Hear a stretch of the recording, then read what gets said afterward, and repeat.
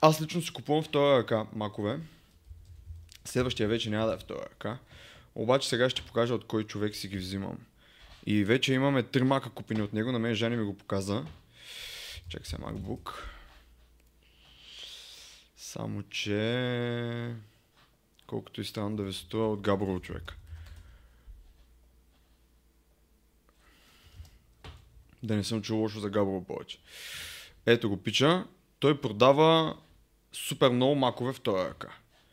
И тук може да си вземеш, ако пък хищници се дават пари, искаш да пробваш някакъв мак.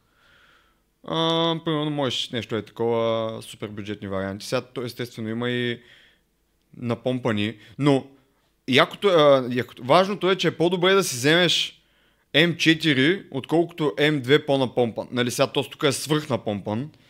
В магазина естествено няма да му е така цената. Но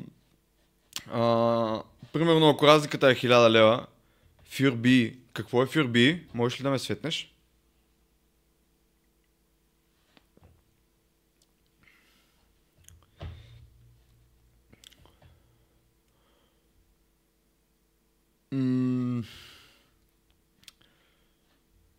Въпросът ми е има ли M4?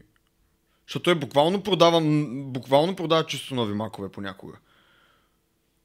Сайт за техника втора ръка. Така, окей.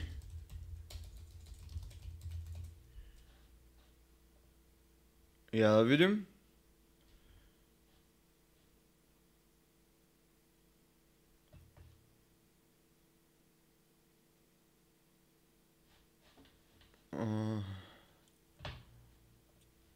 Тия, които са най-отпред, не ме блазнят.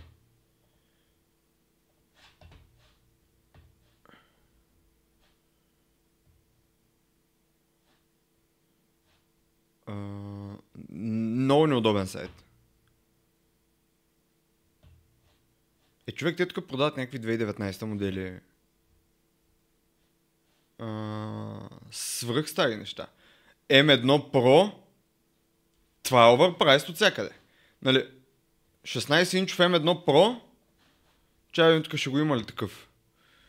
16 инчов M1 Pro. Горе-долу е същата цената. Верно? Той да не е същия маг, бе, бас.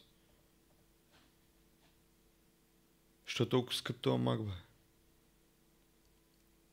Значи не си купува такова нещо. M1 е супер стар чип вече, на 4 години. 32 RAM, 512, то даже е 1 терабайт. Добре, окей.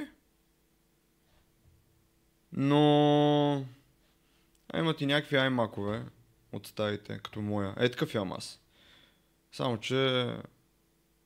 не съм сигурен кой точно. Но... добре, изглеждат горе-долу добре. Нямат много опции. Те имат горе-долу опции колкото него. Аз просто споменавам човек, защото знам, че остава съм доволен. Буквално